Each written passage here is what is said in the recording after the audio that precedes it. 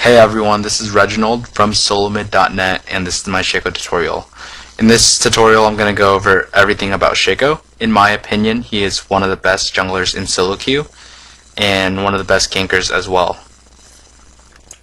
For runes I go with 9 armor penetration marks, 9 attack speed seals, 9 mana regen per level glyphs, 2 health quintessences, and 1 armor penetration quintessence. I go armor pen on marks and 1 in quintessence because it helps me deal more damage when ganking, so my damage is increased.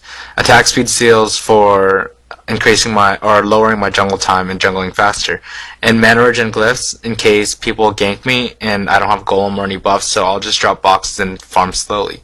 The mana regen glyphs are just in case things happen. Usually people try to gank you, and if they stop your buffs, you'll need the extra mana regen to jungle.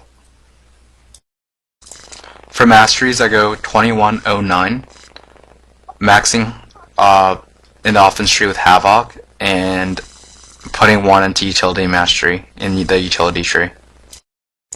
So there are many ways to jungle as Shaco, and this is the fastest route unless you get stopped. And what happens is, if you get stopped with this route, you have to go and transition a golem right away, or you'll be slowed down completely. So as soon as they stop your boxes, you really want to just make it to golem.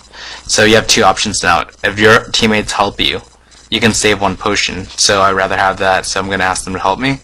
And if they don't help you, you'll have to burn a potion, and you'll have to buy instead of ganking after getting all the buffs. So what I have here is I'm going to have Poppy and Urgot, and Aurelia just basically dashed at that, and it still does the damage over the wall, he just doesn't dash to it. So now I'm going to go ahead and just finish up my jungle. It's really important to switch to golem if you get ganked by lizard because there are no other routes, and I preferred starting at a lizard because if I do pull it off, I get a lot faster. I get a jungle a lot faster, of course, because lizard does true damage, and when you kill creeps, it just does a bunch more damage than starting at golem first. You're just going to drop boxes a little bit faster, and if you get stopped at lizard, you can always go to golem.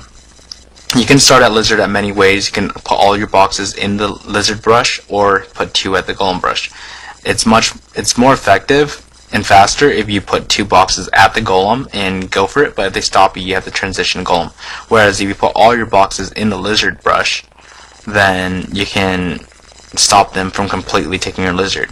So it just depends on the team comp. I should have actually put all the boxes in the brush that time because they did have an Alistar, and what you want to do is you want to box depending on their team comp.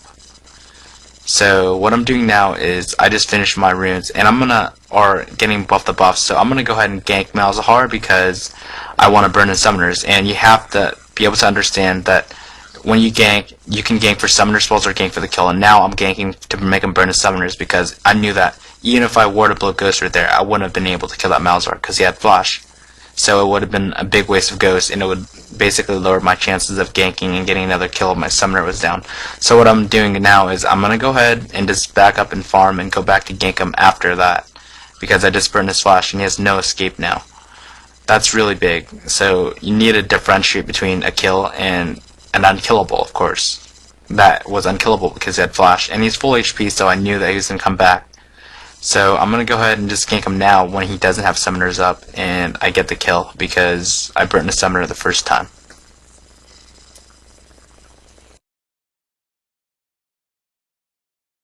So this is another start with Shaco, and I'm jungling against a Rammus, so okay.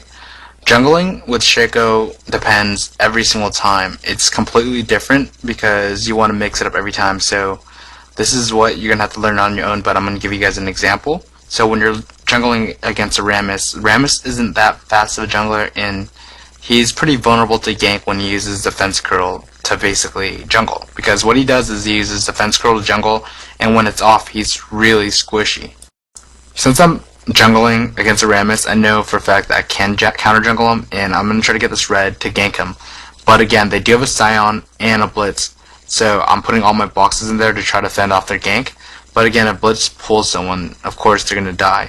So I tell everyone in chat to not get pulled.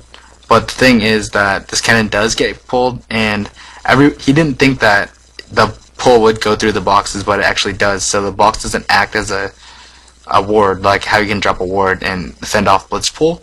It doesn't work if it's stealth, but if it is just dropped, then it can stop a pull. So he gets tossed into my boxes, but his mana shield saves him, and I know for a fact that I have to run on my golem immediately, because Rammus will be at his wraith as soon as I finish golem and wolves. So I decided to gank Rammus there, because if you jungle a lot, you know how fast each jungler jungles. So your objective is to counter jungle if you can, and Shaco's a really strong counter jungle because he can overextend as much as he wants, and he has Deceive, so he can easily get away. And I know that I need help on this golem, so I'm going to start it early and ask my teammates to help me. So I'm going to pick up this golem, go kill wolves, and immediately go to his wraiths because I know he'll be there, and plus we have a Claire. So my teammate's going to clear wolves, and then I'm going to know exactly where he's at. I'm going to kill this really fast, and I'm going to go ahead and stealth over this wall.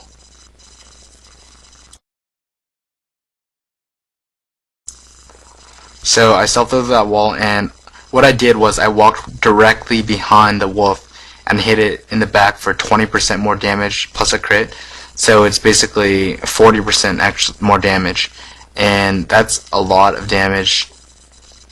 So what you want to do when you're jungling is, if you can, always hit the back of the minion with Deceive, but only do that when you have golem buff, so you won't be scarce on mana. And my teammates just cleared Rammus, and I know that he's at wraith, so what I'm going to do is I'm going to gank there and try to get the kill. And if I don't get the kill, I'm going to force him back. So Rammus does have flash, and I'm planning to try to make him burn it so I can get a gank on him when he does do lizard. And so I make him burn his flash here, and I can take these wraiths for sure because I do have my smite up. And what I'm going to try to do is I'm going to actually try to drop some boxes and pick off an early kill on Rammus, because I know for a fact that no matter what, they'll completely try to stop me from taking their red. And that gives me a huge advantage because I know that Rammus will stay around. So I get taunted here and I panic and I ghost, which was a bad ghost on my part. So I'm just going to stay there for a bit and look at Rammus, and it looked like he wanted to stay. Instead of running back, I saw that he was just standing there and waiting.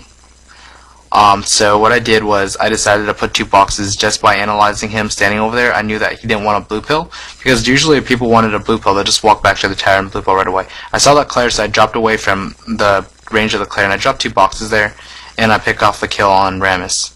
So what I do now is I want to immediately run out and go back to Lizard as soon as possible. So after getting first blood on Rammus, I'm going to go back to my jungle, kill wraiths, kill wolves, because I know that wolves will respawn right after I kill wraiths. So I deceive over because I have golem buff and mana isn't a problem. I drop a box and smite as early as possible, so my smite will come back on cooldown. And that's really huge because you want to save as much time as possible on smite, and you'll get a lot more gold. So I'm going to go ahead and go.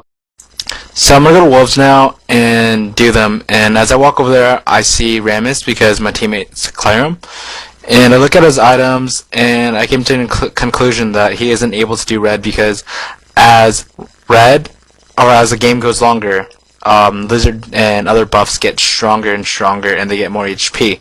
So what I know is Rammus cannot do red, so after he does those golems, he's gonna immediately go back to the wolves next to the blue golem on his side, and in that time period I will be able to do his red. So after he does his wolves, his golem should be up very soon, and he's probably gonna do that golem. So that's my thought process, and I know that he's already going to his wolves. So what I'm doing is I'm going to do his red. And I just walked right there and I saw wraiths just respawn. So what I thought now is he's just doing his wraiths and he's still not strong enough to do reds. So as he does his wraiths, he does not know that I'm at his red and I'm doing his wraiths red right now while he's doing his wraiths. And after he does his wraiths, he's going to go to that camp next to golem.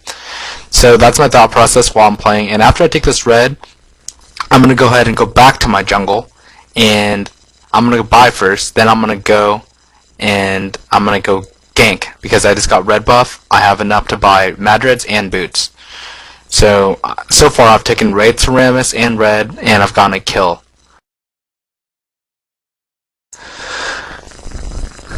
So there are 2 common general skill orders for Shaco, and this is the first one where I max Jack in the Box first. And the good things about maxing Jack in the Box first is that You can control your buffs, and you can control dragon early game, and it also helps you with counter jungling. On the other hand, the weaknesses of maxing Jack in the Box first is that your ganks aren't as strong because you don't do enough, or you don't do that much damage because your two shift poison is only level 1. However, when you do dragon, you can have complete control because when you put down 5 boxes, the enemies will not engage on you. That's basically a 5 AoE stuns, and so you'll have complete control of dragon. So on the other hand, maxing 2 Shiv makes your ganking much stronger. You do maybe 200 extra damage with 2 Shiv because what it does is you're able to at least 2 Shiv twice, and that adds up to maybe like 200 to 300 damage while ganking a bottom lane. And what that does is you can either go with the ganking route and gank a bottom lane or a mid lane, and once you get the kill you can go for dragon because you'll outnumber them, or you can go with the box build and have a safe dragons early game. It's up to you because ganking is really effective too. It weakens them, and it also helps you have dragon control.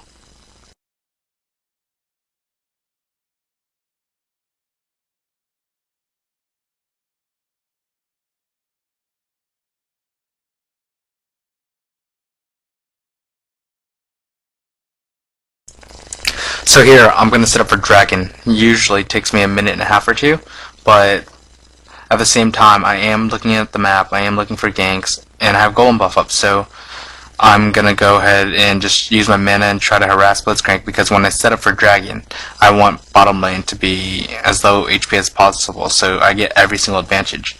Now I'm going to go back and drop a few more boxes when my box cooldown is actually up. I drop a box in front of Claire, but they didn't know that the other 4 or 5 boxes are still there. So I see that Poppy got engaged on, and I'm running down there. Because I'm ability boots, I can get there really fast. And Poppy is almost dead, but he could have gotten away, but he's going to go for the kill and blitz. We pick up the kill and blitz, but we can't kill Alistar. At the same time, Poppy does die though. So look at this clip and notice here how I E that Alistar and I show him I'm running directly to dragon because that's like a simple bait. I start hitting dragon for him to walk into the boxes. Now I'm going to send a C right over and go for the kill.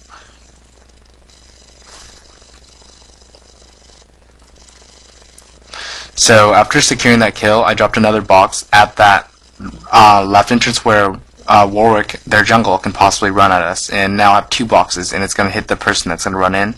He drops a ward, and my box aggroes that ward. But at the same time, my box switched to him and start hitting him. And he runs to the right, or got ulted him to the right, and he got feared again, where I picked up another kill.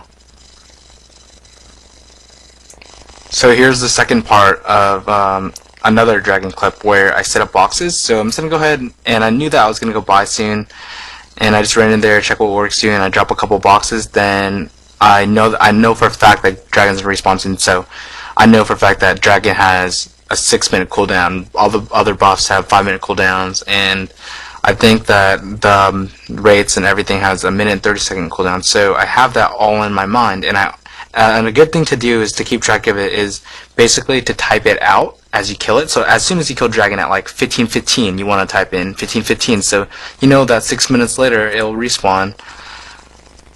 And then that's what you want to do, is you set up for dragon that way. Usually, if you do the box baits, you may want a couple teammates around because you can guarantee the kills. Like in this instance, everyone is going to dragon and preparing to stop the dragon, but the thing is my whole team's there too, so when they actually fight us with all the boxes, it's guaranteed victory. Those boxes are really useful because they all count as just AoE stuns, or they don't really count as a stun, but it's like an AoE disable, so, and it does damage, so it's just really good early game. Late in the game though, people can just one-shot those boxes, but if they run into those boxes without oracles, they still get feared. And the thing is, people usually don't want to focus the boxes because the first instinct they have is always to try to kill the champion. And that's why I think the Shaco boxes are just really good to level up. But again, leveling up 2 Shiv just makes your ganks a lot stronger as well though, so there's some pros and cons to it. So this is the general items I usually aim for. I start off with cloth armor, 5 potions. I build it up to Madrids, then boots, wriggles, mobility boots. I go straight for 2 attack speed daggers first. Then I finally go into Black Cleaver. Then with my additional dagger, I build a Phantom Dancer. Then after that, I go Banshees and IE. What you want to do with this build is you're very, very strong one-on-one, so you can fight your opponents and push lanes. So this is more of a pushing strat and fighting opponents one-on-one.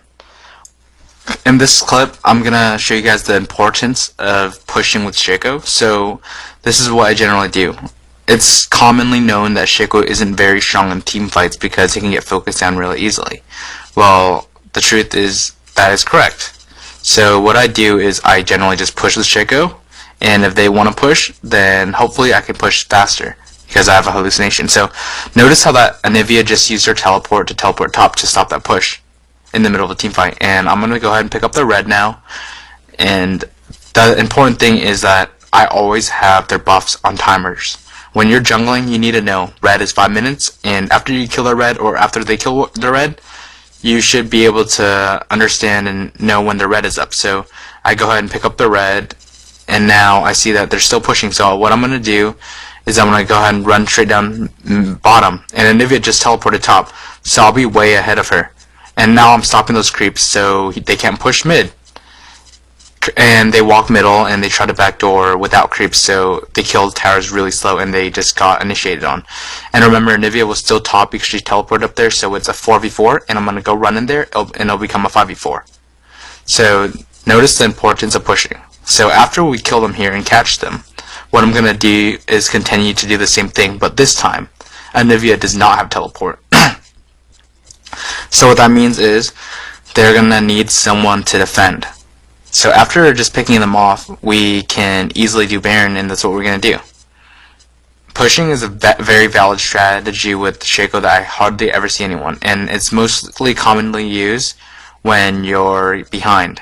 Because if you're a lot stronger than them in your head, of course you want to fight with their team, but I recommend the strategy for people that are behind. So the score was maybe 10-2, and we've finally caught up. So I've been backdooring this whole game, but I'm only going to show you this clip because it is the essence of backdooring. I mean, I just basically went up top and pushed, right? And Anivia teleported top. Now she doesn't have her teleport. I'm going to go ahead and go top again and just constantly push and keep putting pressure there.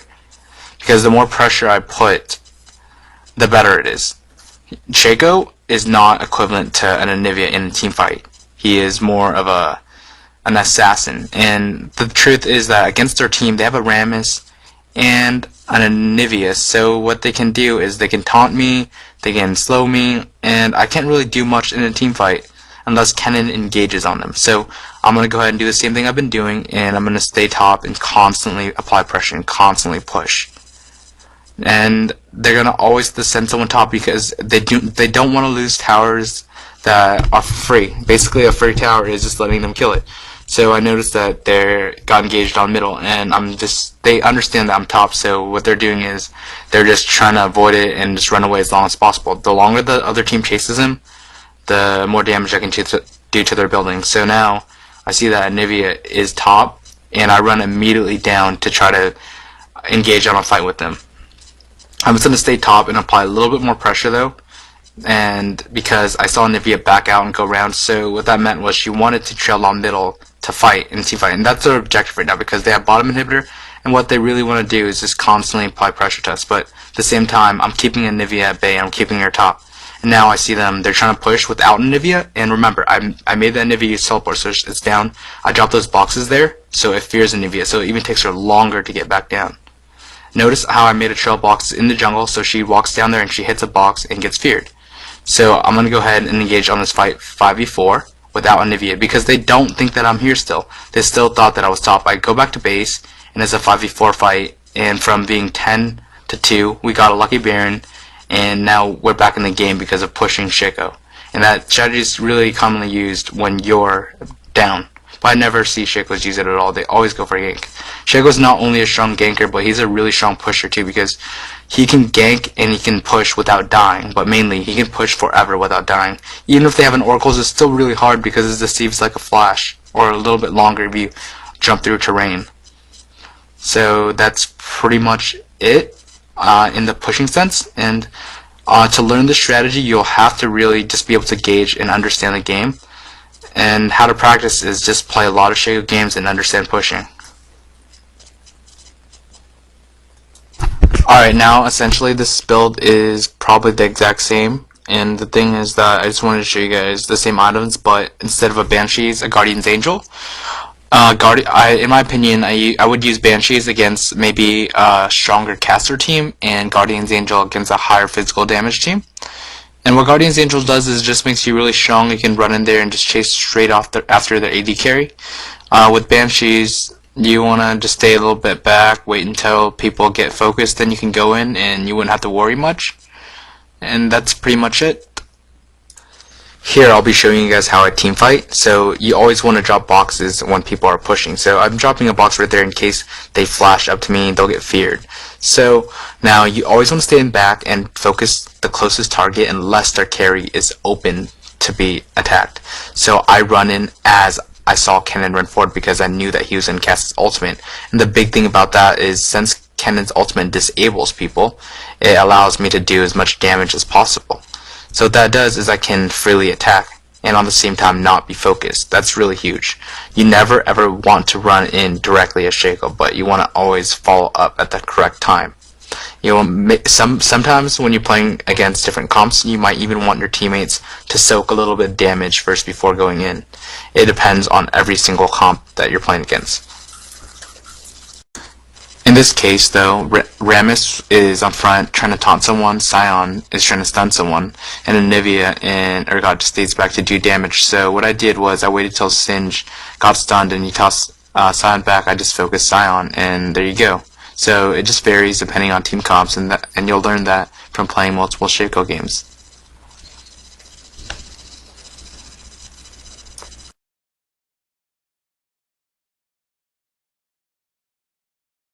So this build is called the Baron build. I generally go this build when my solo lanes have wriggles, such as like maybe an Ezreal going wriggles or Teemo going wriggles. You can pull very fast Baron. So if they push bottom or go over to Dragon, you can easily do Baron really fast with their hallucination and another wriggles on your team. You can basically kill Baron within like 30 seconds, so they won't be able to react in time. If they're pushing bottom, doing Dragon, or going back to heal, you can just kill Baron so fast with this build. And what that does, it guarantees you a victory. You can pull off so many towers with Baron, and that's why I like this build. So in this clip here, I'm fighting a really farmed Renekton. He's 6-0 top. He's killed Twisted Fate many times now. I'm going to try to go with the bait on the Renekton. I planned this ahead. I dropped a box right there, and I go on the Renekton knowing that he's going to do a lot of damage on me, but I didn't think he was going to be able to kill me because I knew and I depended on TF to pull a gold card. So what I did was I ran around. I knew that Renekton's going to go and jump on Twisted Fate because he just used his ultimate. So I drop another box to chain fear him. And with that chain fear, I can re-engage on Renekton for the kill.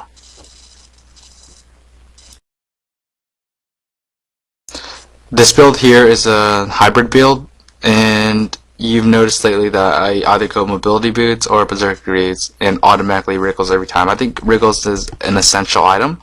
You can do so much with wriggles. You can stop Rammus rolls with the ward from wriggles. You can ward in case they're doing Baron. You can stop pulls. You can do so much with wriggles. I think it's probably one of the best jungle items in the game, and you can commonly see it on jungles. Anyways, I like going this build because it just kills tanks really fast. If the other team were to stack tanks, what you can do is you can wait for the tanks to engage on your other teammates, let them soak some damage, and just go in and start killing tanks when they've blown all their ultimates and spells. So with the Youmuu's and Youmuu's Wriggles Lantern and Last Whisper, you can cut through tanks really easily. And I go the Banshees and IE just for some defense and extra damage. In this clip, I wanted to emphasize timing. I time all the buffs. I time my own buffs and I time their buffs. Whenever I kill their buff or blue buff, I always type in chat. Like if I were to kill at 18 minutes, I would type in 18 minutes. And I would know that I would respawn at 23 minutes exactly. So I always run there maybe a couple seconds ahead of time, get to blue. And notice how I walk into this brush. I always drop my box first just in case. And what it does is if they were to try to gank me, it would fear them. And now I have a successful blue buff. So jungle timing is really important. If you're to take their buffs, make sure to time it up so you can get it again. Here it's pretty straightforward. I have my ward and my wriggles. I'm using my boxes to get vision, or using my box right there because I thought that blitz was going to pull me, so I was going to wait for that blitz to pull the box. But in this clip, I wanted to make note of using your box to stop Rammus's roll. Notice how I dropped my box there and I stopped Rammus's roll and gave Ken an opportunity to escape, but he ran back in to see. Here, we're running away from them and trying to escape, and my boxes are down because I'm going to drop it here to just slow them down, so they'll have to either kill it or get feared. And notice how my box is down, so I cannot stop Blitz's pull with Jack in the Box, so I drop a ward instead.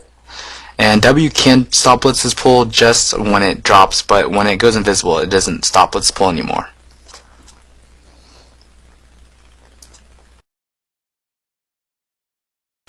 So here, before I engage, I drop a box knowing that Warwick will ult me, and the thing is I actually ult his ultimate, and he gets feared right afterwards.